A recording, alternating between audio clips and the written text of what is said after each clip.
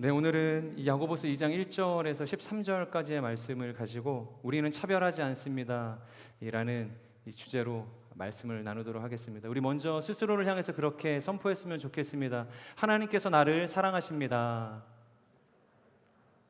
하나님께서 우리를 사랑하십니다. 하나님께서 나의 예배를 기뻐하십니다. 하나님께서 우리의 예배를 기뻐하십니다. 아멘. 여러분 혹시 임계장 이야기라는 책을 들어보신 적 있으세요? 한번 띄워봐 주시겠어요? 임계장 이야기입니다. 이 책은 조정진이라는 분이 쓰신 책인데요, 2016년에 퇴직을 하시고 그때부터 이 새로운 일을 시작하시면서 매일매일의 그 삶을 기록으로 써놓으셨던 그 일지를 바탕으로 만드신 책입니다. 임계장 이야기. 제가 이 책을 이제 처음 들었을 때만 하더라도 임시성을 가진 이 계장님의 이야기인가? 라는 생각을 하게 됐습니다. 여러분은 어떻게 느끼셨어요? 제가 아니나 다를까 저희 아내에게도 동일하게 물어봤습니다. 여보, 임계장 이야기라는 책이 있는데 어떤 책인 것 같아? 그러니까 생각을 그냥 바로 하는 거죠. 임계장 이야기, 임시성을 가진 계장님 이야기 아니야? 저에게 그렇게 이야기하는 거예요. 그런데 막상 제가 이 책을 자세히 살펴보았더니 책의 서두에 이렇게 쓰여져 있는 것입니다. 제가 한번 읽어드릴게요. 나는 퇴직 후 얻은 일터에서 임계장이라는 이름을 얻었다. 이는 임시계약직 노인장이라는 말의 준말이다. 임계장은 고, 다, 자라고 불리기도 한다. 고르기도 쉽고 다루기도 쉽고 자르기도 쉽다고 해서 붙은 말이다. 이 석줄짜리 구인 광고를 내면 일자리를 원하는 노년의 노동자들이 구름처럼 몰려든다. 고용주는 이 중에서 고분고분한 자, 뼈와 근육이 튼튼한 자를 고르기만 하면 된다. 임계장, 이분도 얼마 전까지만 하더라도 과장님, 부장님, 상무님 소리를 듣던 분이십니다. 38년 동안 공기업의 정규직으로 일하시다가 2016년 퇴직한 이후에 비로소 얻게 되어진 이름 임계장, 임시계약직 노인장이란 이름인 것이죠. 여러분, 이것이 과연 이분만의 이야기일까요? 아니면 먼 나라 이야기를 제가 하고 있는 것일까요? 지금 저희들의 이야기를 하고 있는 것입니다. 바로 우리의 이야기인 것이죠. 혹은 나의 이야기가 될 수 있는 것입니다. 이 삶을 향한 간절함을 이용한 이 삶의 사각지대에서 일어나고 있는 이 차별이라는 이 시대의 어두운 민낯을 드러내고 있는 것이죠. 제가 얼마 전에 또 하나 정말 충격적인 사실을 듣게 됐어요. 그것은 바로 이 결혼 매칭 회사에서 이 신청자의 등급을 평가하는 기준이었습니다. 당시 신청자는 이 5급 공무원으로 살면서 언제나 1등급을 놓치지 않고 살아왔던 사람이었어요. 이 치열한 이 경쟁에서 앞서가던 사람이었다는 것이죠. 그런데 그가 받은 등급이 8등급이었다는 것이에요. 이 사실에 그는 너무 붕괴해서 이 매니저에게 따지기 시작합니다. 내가 어떻게 8등급이냐? 나 정도 이 외모면, 그리고 나 정도 이 스펙을 가지고 있는 이 사람이라면 더 높은 등급을 받을 수 있어야 되는 거 아니냐? 그렇게 이야기하는 거예요. 그때 이 커플 매니저가 이렇게 이야기하는 거예요. 일단 1등급은 이 개인 보유 자산이 200억은 돼야 합니다.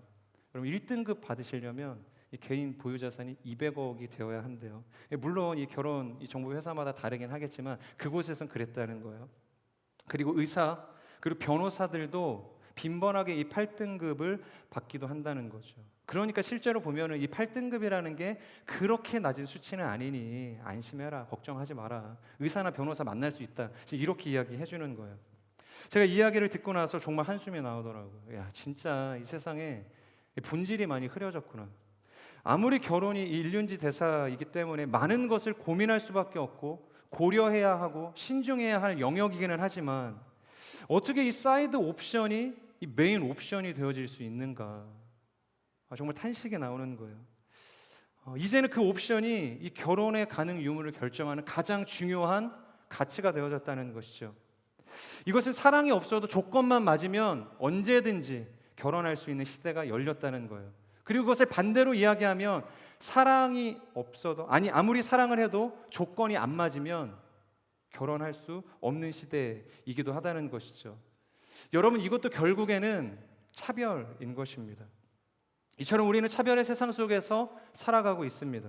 이제는 많이 사라지긴 했지만 신분의 차별, 인종의 차별, 남녀의 차별, 외모의 차별, 빈부의 차별, 정규직과 계약직의 차별, 장애인과 비장애인의 차별.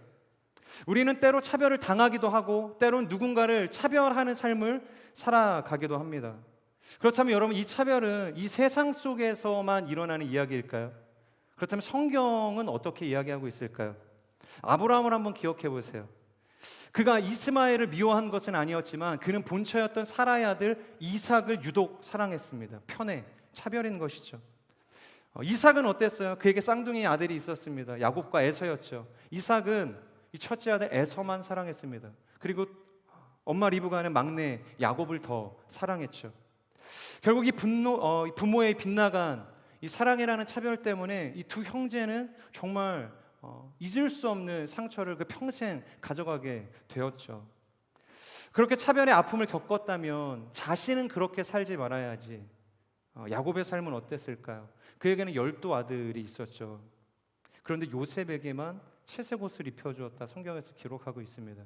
결국 그것이 화근이 되어서 형들의 미움을 사게 되었고 결국 애굽으로 팔려가게 되었죠. 여러분, 이것이 지금 우리가 살아가고 있는 삶의 현 주소라는 겁니다. 신앙의 현 주소를 이야기하고 있는 거예요. 우리는 스스로 신앙이라는 이름으로, 경건이라는 이름으로 스스로를 포장하며 살아가고 있지만 그 안을 자세히 들여다보면 우리 안에도 이와 동일한 이 차별이라는 어두운 그림자가 숨어 있다라는 사실입니다. 또한 가장 차별이 없어야 하는 이 교회 안에서도 우리가 알게 모르게 차별하는 그 차별이 남아 있다라는 것이죠. 오늘 우리가 살펴볼 이 야고보서 2장의 말씀은 세상을 향한 메시지가 아니었어요. 바로 우리가 머물고 있는, 우리가 거룩하다고 여기고 있는 이 신앙 공동체, 이 교회 공동체를 향한 강력한 메시지이자 도전의 메시지였다라는 거죠. 우리 2절에서 3절의 말씀을 함께 읽어보도록 하겠습니다. 시작.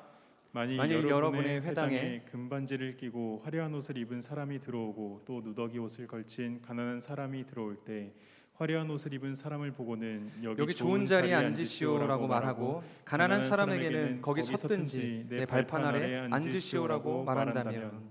아멘. 여러분, 다시 한번 말씀드리지만 오늘 이 야고보서의 본문은 세상의 차별에 대해서 이야기하고 있는 것이 아닙니다. 세상은 늘 평등을 외치지만 보이지 않는 차별이 항상 존재했던 곳이 바로 세상이란 곳입니다. 그런데 문제는 하나님의 차별이 없어야 할 곳, 하나님의 차별 없는 사랑을 받아서 구원함을 받은 이 교회 공동체 안에도 알게 모르게 차별이 존재한다는 것을 야고보는 이야기하고 있다는 거예요. 만일 여러분의 회당에, 이것은 교회를 이야기하고 있는 것이죠. 특별히 오늘의 본문은 이 교회당 안에서, 이 예배당 안에서 이 빈부의 차별이 이루어지고 있다라는 것을 콕 집어서 분명하고도 선명하게 이야기하고 있습니다. 금반지를 끼고 이 화려한 옷을 입은 사람이 회당 안으로 들어옵니다. 그러면 그 사람의 향해서 대하는 태도가 달라진다는 거예요. 그 사람을 보고 달려나가서 문을 열어주기를 시작하면서 가장 좋은 자리로 안내해 줍니다. 그리고 수시로 그 사람에게 묻는 거예요. 불편함은 없으신지, 뭐 필요한 것은 없으신지. 세심하게 꼼꼼하게 챙겨준다는 것이죠. 여기까지는 좋습니다. 왜 문을 열어주는 것이 나쁜 일이에요? 왜 좋은 자리에 안내해 주는 게 나쁜 일일까요? 왜 무엇이 필요한지, 불편한 것은 없는지를 체크하는 것이 나쁜 일일까요? 좋은 서비스죠. 챙겨줄 수 있다면 얼마든지 챙겨줄 수 있다는 걸. 하지만 문제는 그 뒤에 누더기 옷을 걸친 가난한 사람이 이어서 교회를 방문했다는 것이에요. 딱 보기에도 가난해 보여요. 본인은 최대한 깨끗한 옷을 입고 하나님 앞에 예배를 드리기 위해서 구별해서 예배당에 나왔지만 자신에게 나타나는 그 가난함을 감추기에는 쉬워 보이지 않는 것이죠.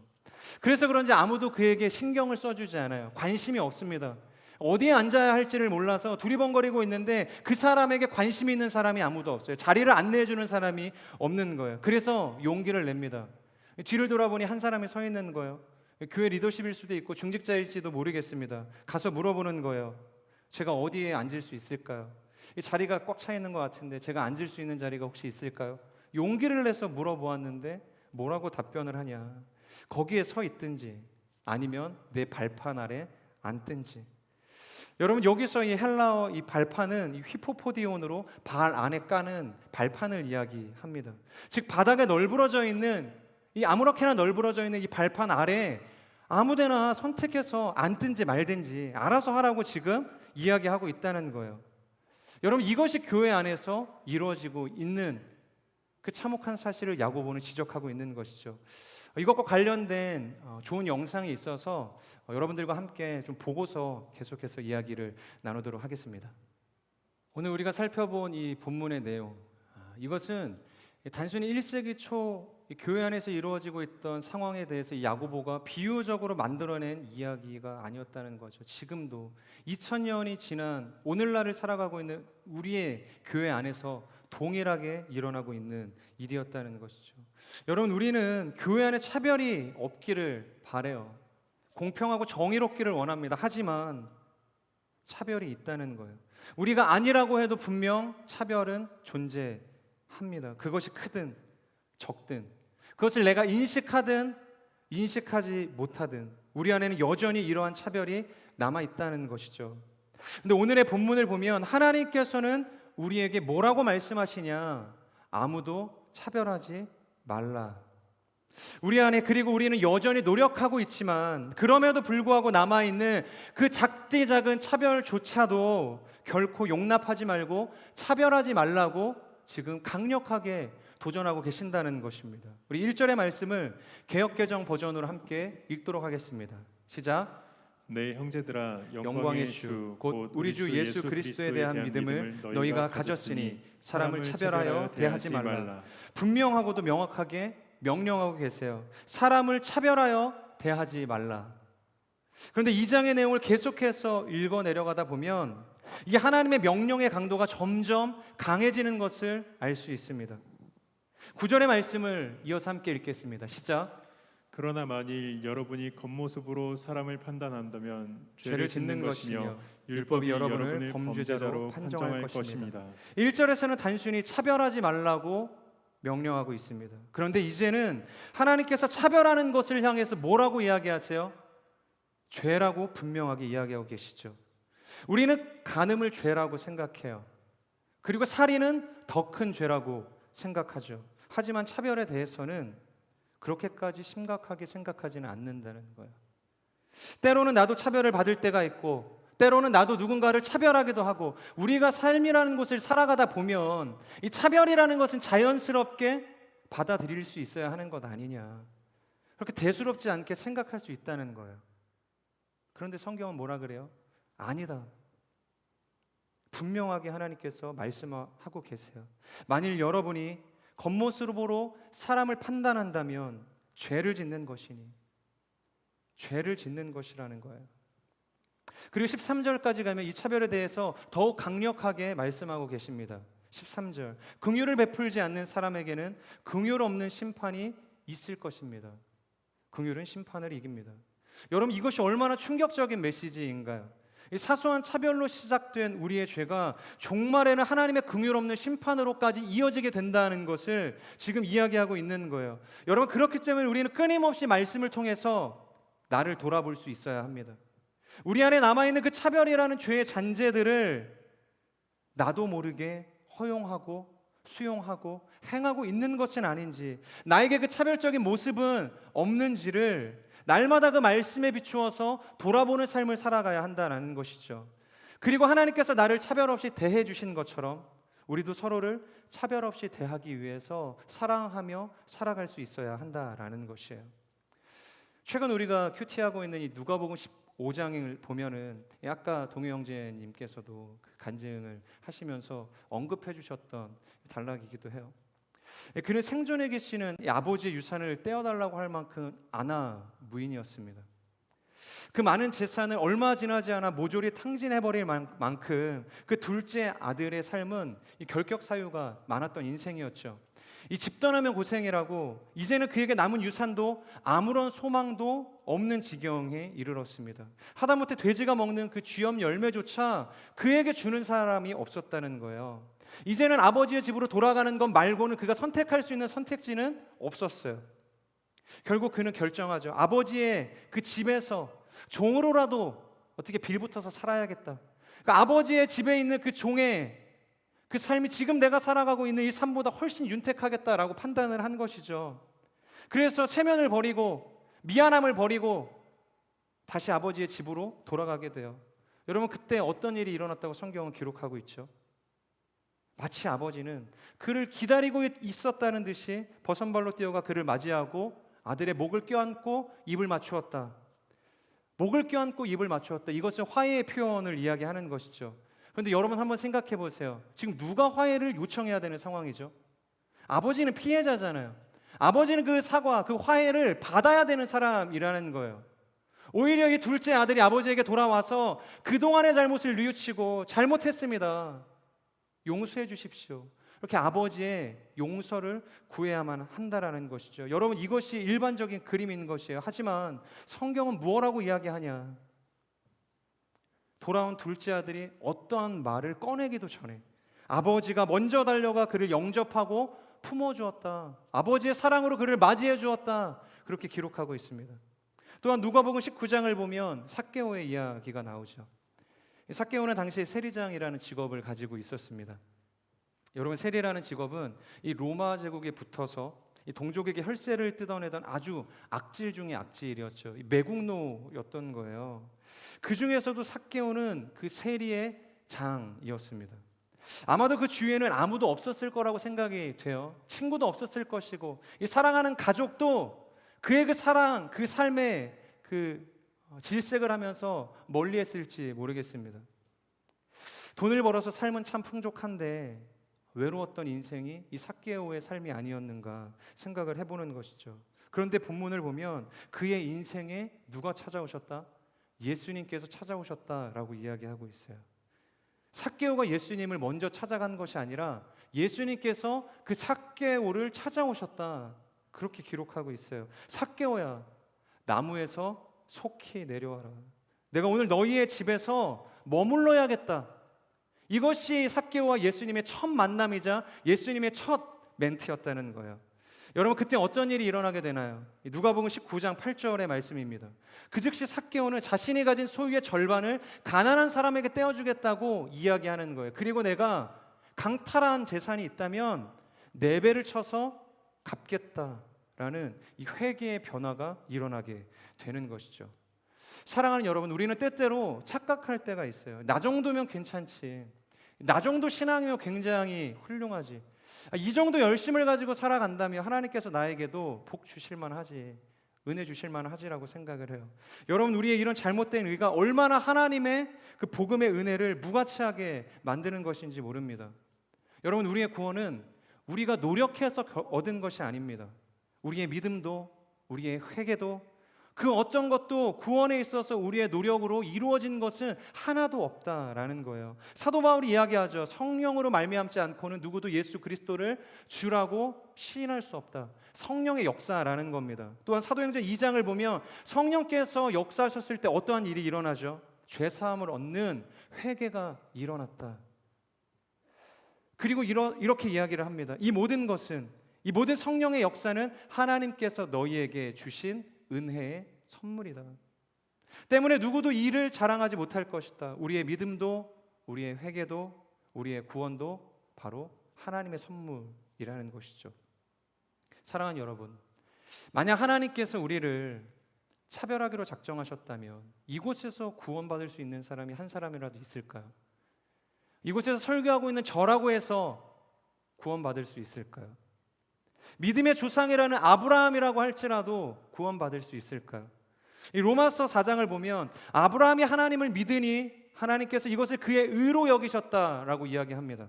믿음, 그것이 아브라함의 구원을 이루는 유일한 조건이었다는 거예요.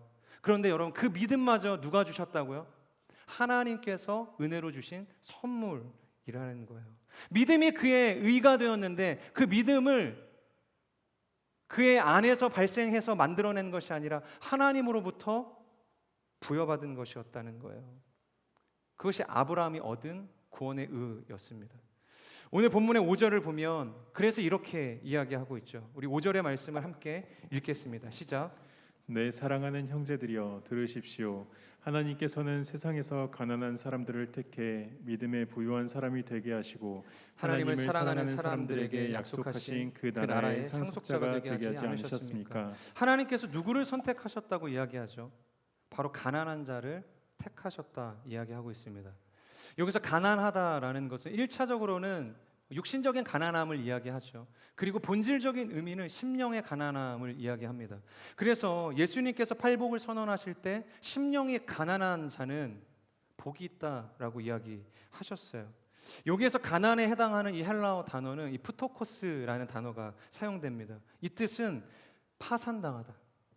남의 도움이 없이는 결코 살아갈 수 없는 전적인 무능력한 상태를 이야기하는 것이죠. 그렇기 때문에 여러분, 이 가난은 결코 이 노동이라는 수단을 통해서 변제받을 수 있는 규모가 아니었다는 거예요. 도무지 빚을 갚을 길이 없어서 오직 주인의 처분만을 기다릴 수밖에 없는 이 무능력한 상태였다는 거예요. 한마디로 내세울 것이 아무것도 없는 존재, 육적으로나 영적으로나 파산을 당해 하나님의 도우심이 없이는 결코 살아갈 수 없는 존재, 오직 하나님만을 의지할 수밖에 없는 존재. 여러분, 그것이 바로 오늘 본문에서 이야기하고 있는 가난한 사람들이라는 것이에요. 사랑하는 여러분, 만약 하나님이 우리를 차별하기로 작정하셨다면 우리는 선택받을 수 없었을 것입니다. 구원받을 수도 없었겠죠. 당연히 이 자리에서 예배드릴 수도 없었을 것입니다. 왜요? 우리는 결코 선택받을 수 있을 만한 존재가 아니기 때문이에요. 그런데 내가 선택되었다는 것은 바로 그 하나님의 선택에 아무런 차별이 없었다는 것을 의미하고 있는 것이죠.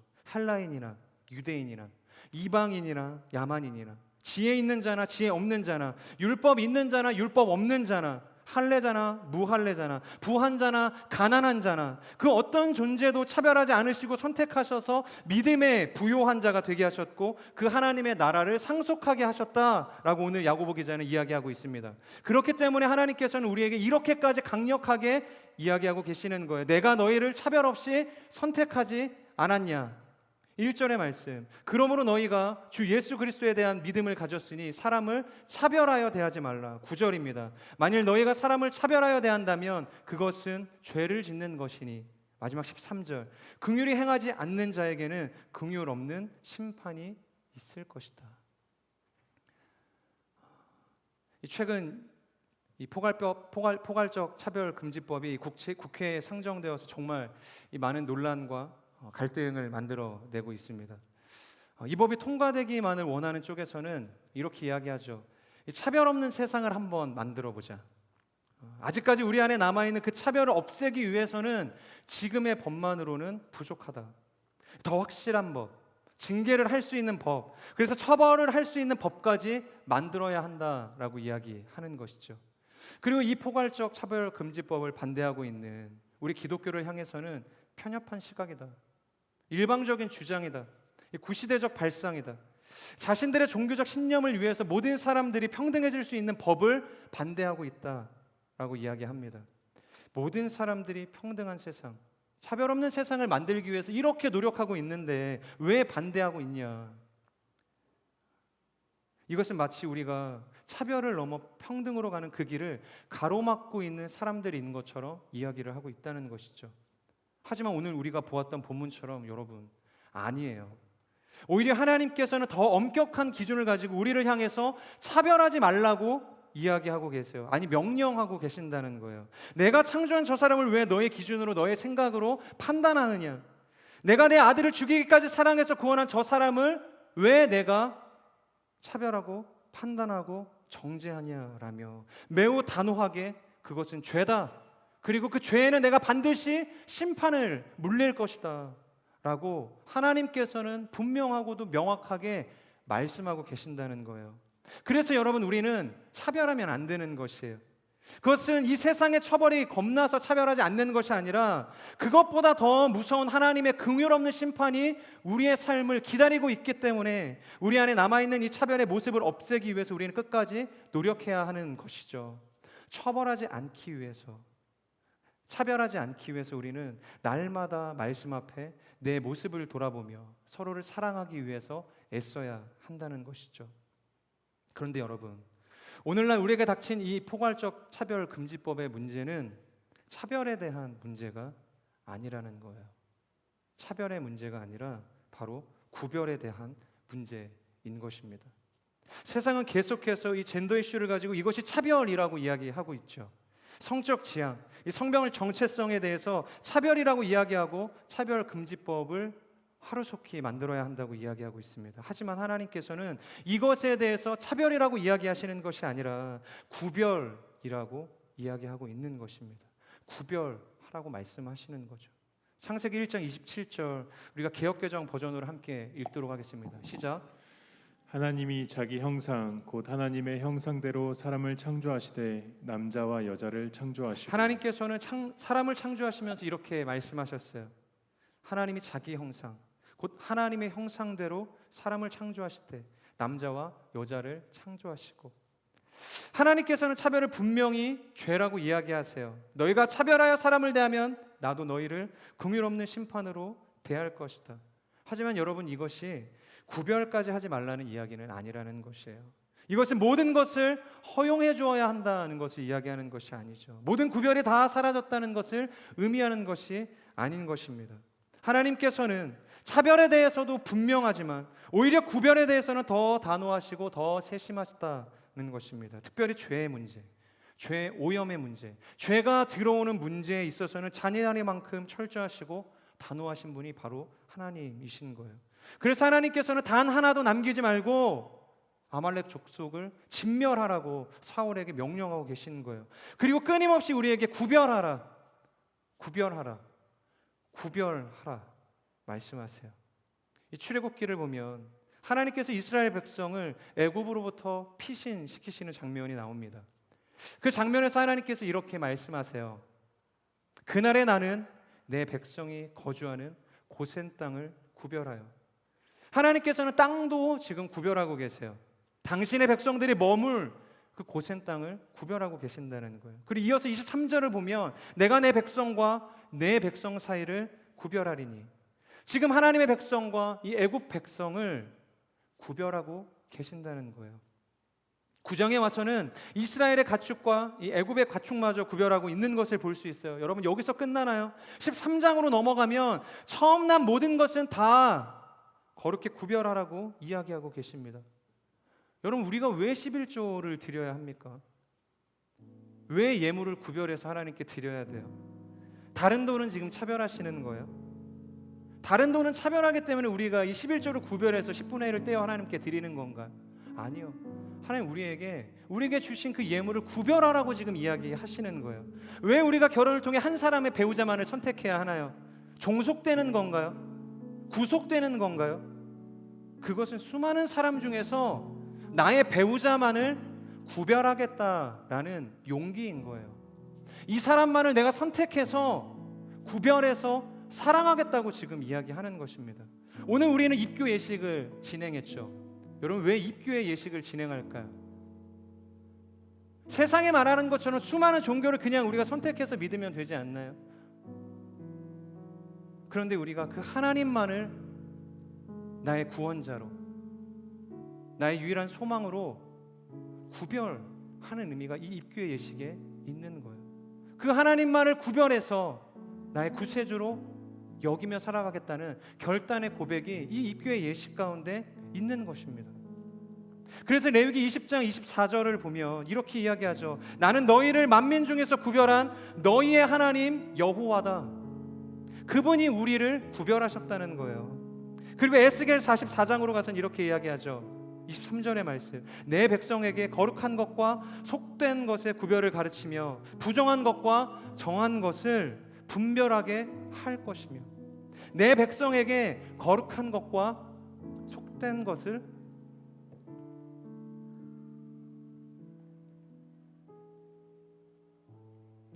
구별해서 가르치라고 이야기하시죠.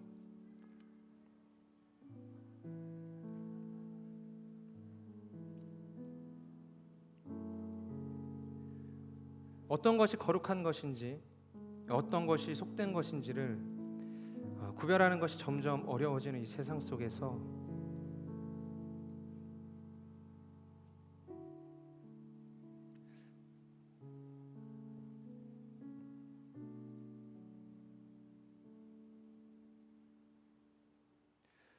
하나님께서는 우리도 우리 자녀들과 가족들과 공동체 안에서 그 구별됨을 가르치라고 명령하고 계세요. 구별하라, 구별하리니, 구별하여, 구별되라, 구별한, 끊임없이 우리에게 구별되라고 말씀하고 계십니다. 그런데 세상은 우리에게 이 구별을 차별이라고 말한다는 거예요.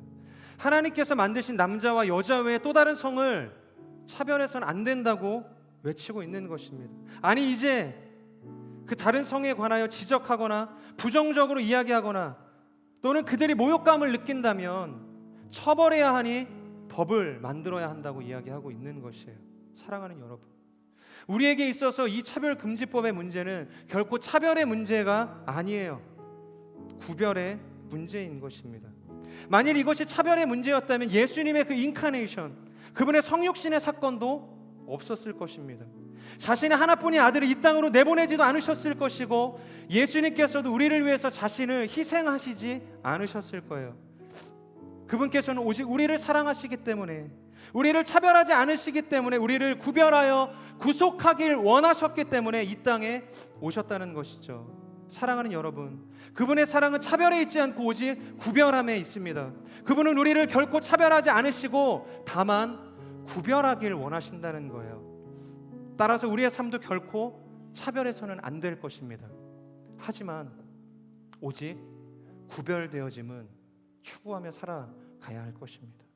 저는 우리의 삶은 이 하나님의 마음처럼 차별이 아닌 그 차별을 넘어 그 구별에 이르게 될 수 있는 온전한 은혜가 있기를 주님의 이름으로 축복합니다. 우리 함께 기도하겠습니다. 우리 같이 기도하실 때 하나님께서 우리를 차별 없이 사랑하시고 차별 없이 우리를 구속하셔서 오늘도 우리가 기쁨 가운데 하나님을 예배하며 살아갈 수 있는 이 은혜의 자리에 있음을 우리가 고백합니다. 그 차별 없는 사랑을 받은 우리의 인생이 이제는 세상 가운데 나아가, 그리고 우리가 머물러 있는 이 교회 공동체 안에서, 우리의 가정 속에서, 회사 속에서, 우리 학업 속에서 차별하여 대하며 살아가지 않을 수 있도록 하나님 우리를 인도하여 주시옵소서. 우리를 차별 없이 대하신 그 하나님의 사랑을 기억하며 우리도 세상 가운데 나아가 그들을 수용하고 받아들이고 우리의 마음 가운데 품어낼 수 있는 온전한 사랑에 이룰 수 있도록 하나님 역사하여 주시옵소서. 우리 말씀을 기억하며 함께 통성으로 기도하며 나아가겠습니다.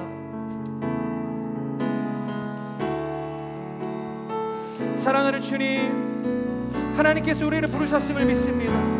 하나님께서 우리를 차별 없이 부르셨음을 믿습니다. 하나님의 그 차별 없는 사랑이 우리 가운데 임하였기에 오늘도 우리가 그 하나님의 구속되어진 은혜 가운데, 그 하나님의 그 구원해 주심에 하나님 우리가 반응하며 예배할 수 있는 것임을 우리가 알게 하여 주시옵소서. 우리 안에 남아있는 이 세속을 향한, 세상을 향한, 우리와 함께 머물고 있는 이 공간을 향한 하나님 차별의 생각들이 허물어지게 하여 주시옵소서. 나와 너를 가르는 하나님 그 편견의 장막들이 무너지게 하여 주시옵소서. 하나님 누군가를 혐오하고 정죄하고 하나님 판단하는 그 모든 장벽들이 무너질 수 있도록 하나님 인도하여 주시옵소서. 모든 것이 하나님의 은혜임을 기억합니다. 모든 것이 하나님이 우리의 인생 가운데 허락하신 은혜임을 기억합니다. 그 은혜를 기억하며 오늘도 우리에게 주신 하나님 삶을 향해 나아갈 수 있도록 하나님 인도하여 주시옵소서. 내가 너희를 차별 없이 대한 것처럼 너희도 서로 차별하여 대하지 말라. 너희가 외모를 보고 차별하여 대하면 그것이 죄라. 긍휼 없이 행하는 자에게는 나도 긍휼 없는 심판으로 대할 것이다. 하나님 우리가 이 말씀 앞에 우리의 삶을 비추고 두렵고 떨리는 마음으로 우리의 인생을 올려드릴 수 있도록 하나님 역사하여 주시옵소서. 하나님 우리의 인생 가운데 그 하나님의 은혜, 그 하나님의 사랑을 바라보며 나아갈 수 있도록 하나님 인도하여 주시옵소서. 주님을 찬양합니다.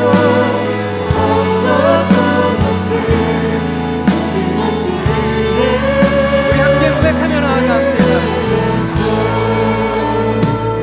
모든 것이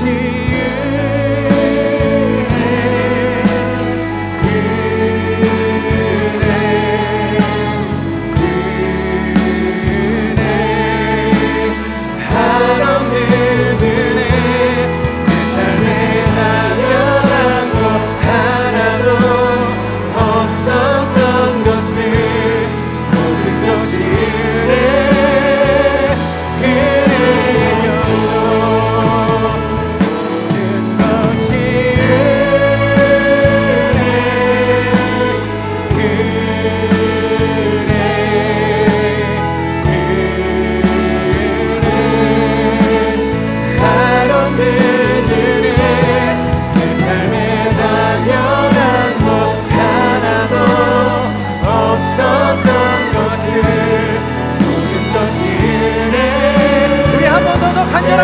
앞에 올려드립니다.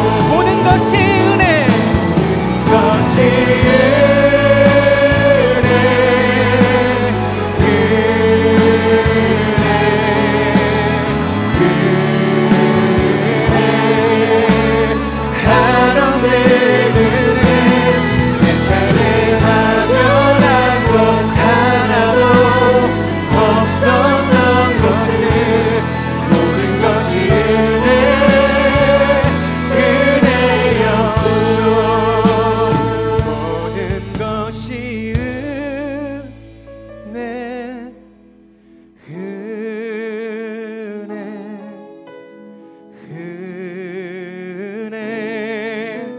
한없는 은혜, 내 삶에 당연한 것 하나도 없었던 것을 모든 것이 은혜, 은혜였소. 모든 것이 은혜, 모든 것이